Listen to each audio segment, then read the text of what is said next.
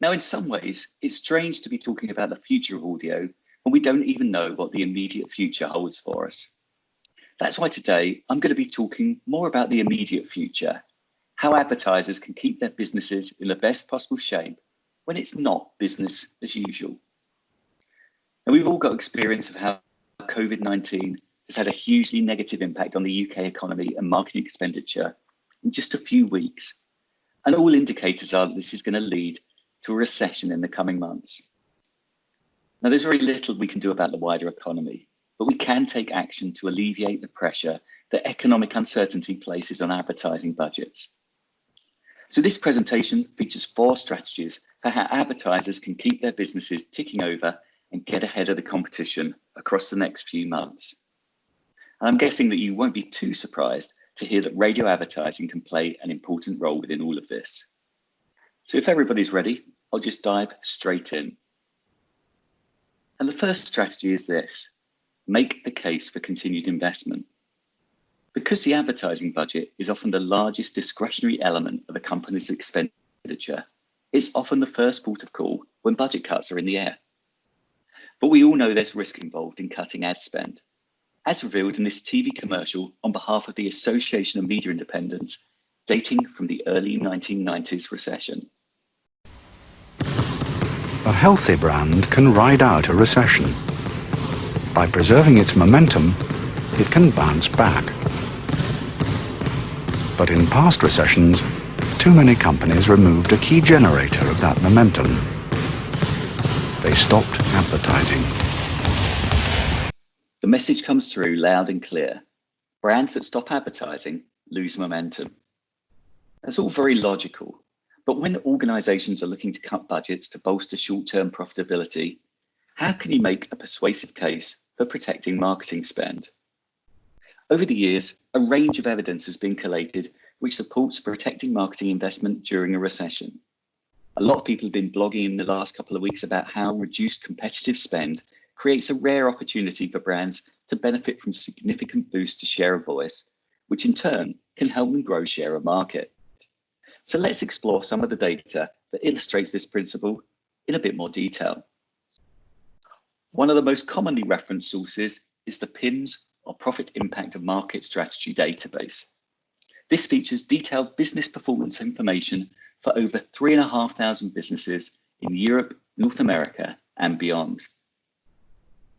In the book, Advertising in a Recession, the London Business School analysed data for 1,000 PIMS businesses that had experienced recession and recovery.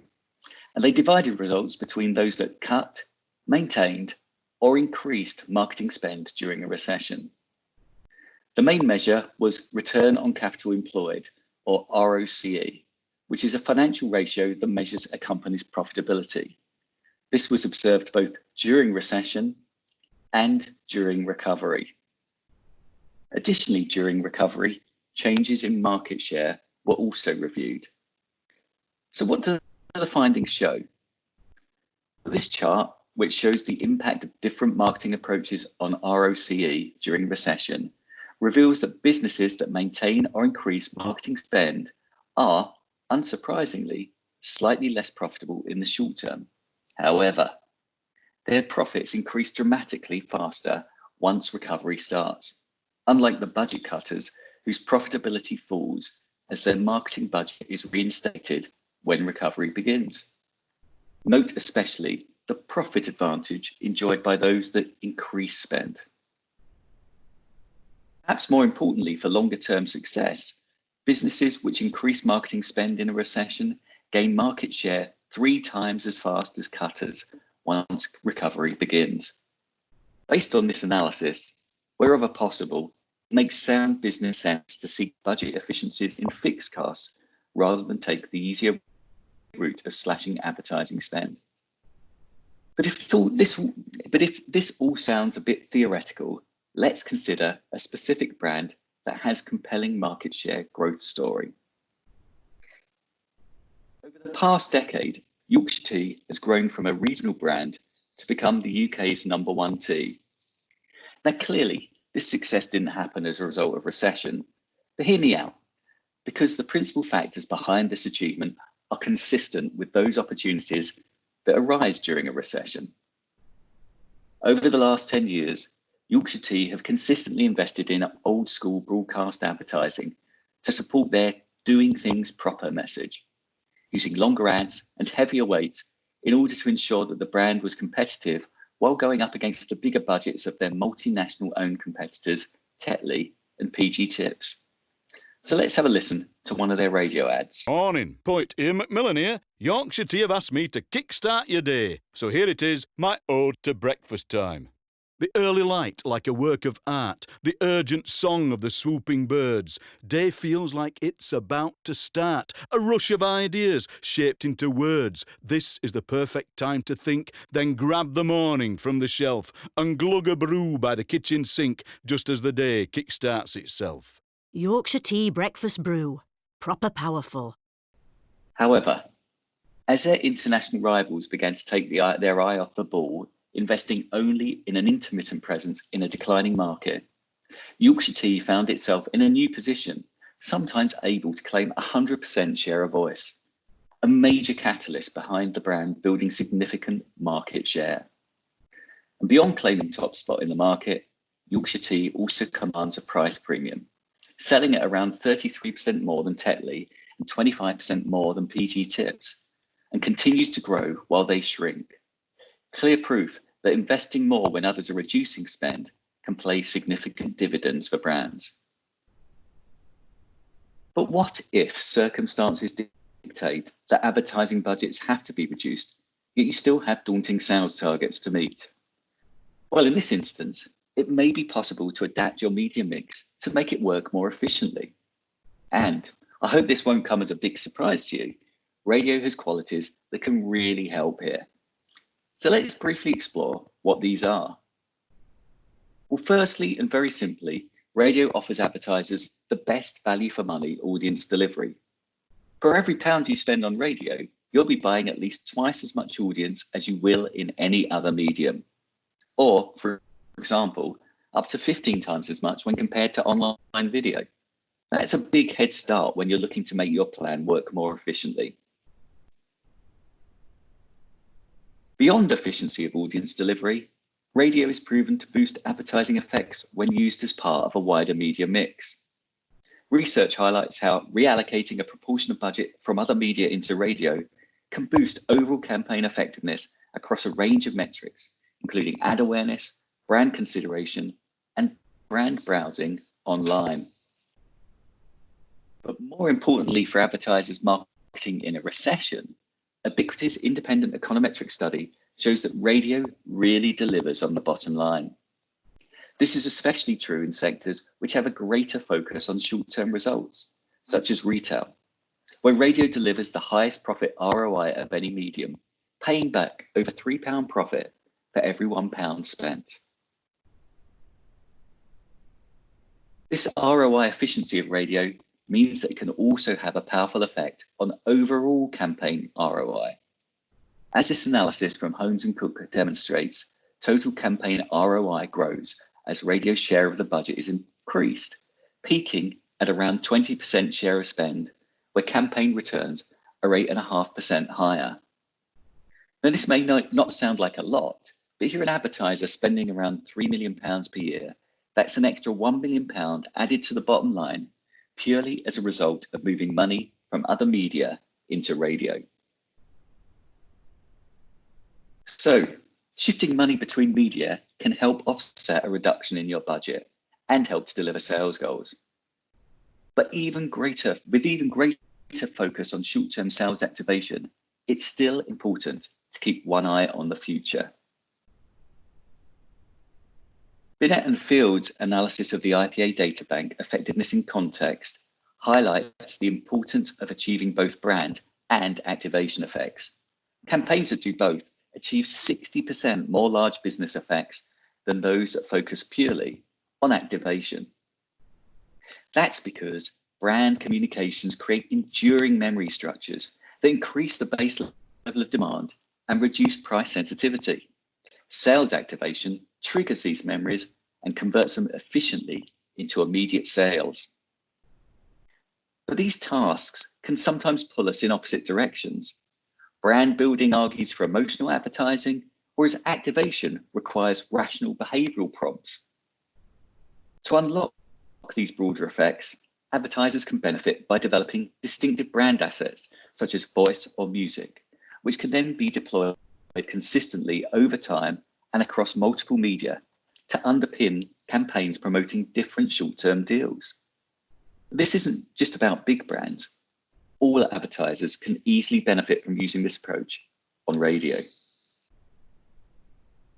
And when advertisers get this balance right, analysis from the IPA databank shows that adding radio to the mix boosts every kind of advertising effect, from short-term activation to longer-term brand equity, and from immediate sales volume all the way through to long-term reductions in price sensitivity. A good example of an advertiser playing the short and longer-term game in this way is PlusNet. Initially, at least, PlusNet had competitive prices on its side, but its best weapon has been its brand. Building emotional connection through its good, honest Yorkshire values has helped PlusNet thrive when its products became less competitive. Let's have a listen to one of their ads. Your donut, sir. That'll be £3. Really? £3 for a donut? It's got a massive hole in it. We deserve better value. That's why PlusNet's online exclusive gives you totally unlimited broadband from just $2.50 a month for 12 months when you take $15.95 monthly line rental. And they won Uswitch Best Value Home Broadband Provider. So, get unlimited broadband right now from just $2.50 a month only at plus.net. That's less dough than this donut. PlusNet will do you proud. New customers 12-month term from $9.99 a month after month 12. Price depends on location. Check online. Payment by direct debit $5.99. Route of delivery. Offer ends 2nd September. Terms apply. Between 2011 and 2015, for every sale delivered in the short term, the PlusNet campaign delivered 2 more over the longer term through its aggregate brand building effect. That's why the longer term view matters, even when times are tough. So far, we've been talking about strategies that are broadly relevant to any recession. But the current crisis is unlike anything that any of us, consumers and businesses alike, have experienced in our lifetimes. It's a highly fluid situation with major developments taking place every few days. All of us are having to adapt to new ways of thinking and new ways of behaving. With more people than ever confined to home, either working or self-isolating, we're seeing huge shifts in media behaviour. Data from a new Radiocentre study conducted across the last 2 weeks reveals that over a third of commercial radio listeners are spending an additional hour and 3/4 listening to radio every day compared to BC, before Corona. Radio audiences have simply never been easier to reach for advertisers. From the same research, people's reasons for listening to the medium highlight how, alongside being a provider of trusted information, radio's role in providing emotional support to help lift the listener's mood when isolated at home is more important than ever. This multifaceted nature of radio means that advertisers can strike an appropriate balance between message and tone to reflect the prevailing public mood and ensure that listeners are more receptive to their communication. Pertinent information presented with a reassuring tone seems to be the current order of the day. A recent Ipsos survey revealed that 71% of respondents were interested in brands that can help them navigate the crisis. But, as we have seen in recent weeks, attitudes can shift quickly in a matter of days, and advertisers need to be able to adapt their approach and respond appropriately to stay relevant. Because radio ads can be made quickly, they allow advertisers to respond rapidly to short-term events during these restricted times. You can go from brief to broadcast in a matter of days, even if you're working from home. Many studios have sophisticated remote facilities to make the process seamless, so ads can still benefit from the best possible production. And with audio's emotional impact and power to engage the imagination, radio ads can really hit the right note, be that about continued vigilance or metaphorically whisking people away from their home office when they need some respite from the ongoing bad news. Here's an example of how Sainsbury's responded quickly after initial lockdown to explain how they were going to help ensure that vulnerable people and key workers would be able to get the groceries they need. Have a listen to this. At Sainsbury's, we're working to feed the nation, particularly those that most need our help. Between 8 a.m. and 9 a.m. on Mondays, Wednesdays and Fridays, our supermarkets will be open to elderly and disabled customers. Between 7:30 a.m. and 8 a.m. Monday to Saturday, our supermarkets will be open to NHS and social care workers with a relevant pass or ID. Thank you for helping us to feed the nation. Sainsbury's. We retain the right to amend these details. If you're a radio listener, you'll know that radio's carried a lot of ads of this nature over the last 4 weeks and is well placed to carry more as brands react to the latest developments. So, to summarise this brief tour of COVID coping strategies. Firstly, make the case for protecting investment. Evidence shows that increasing marketing spend creates greater profit in the medium term. If you're interested in finding out more, check out Mark Ritson's article from Marketing Week from last Monday. Secondly, if you're tasked with achieving the same effects for less investment, reevaluate your media mix to incorporate more efficient media that can bolster overall campaign effectiveness. Radio has an excellent track record here on boosting a range of metrics, including short-term return on investment, but other media will lay claim to this territory too. If you're seeking a quick overview about the relative strengths of different media, please check out the Media Attribute Mapper on the Radiocentre website. Thirdly, keep an eye on the longer term. Think about how you can drive business today while building brand over time to help ensure you come out of the recession in the healthiest possible state. With proven ability to boost both short and longer term metrics, radio can play an important role here too. For more information on how brand can boost activation, have a read of Effectiveness in Context, which is available as a free PDF somewhere out there on the internet. Finally, respond quickly to changes in the news and the public mood to stay relevant. Even with social distancing restrictions, it's relatively easy to produce new radio ads and get on air quickly to respond to short-term events. The Radiocentre Coronavirus Hub on the website is a good place to stay up to speed with all of the latest developments in this area. Thank you for listening. I hope you found it valuable.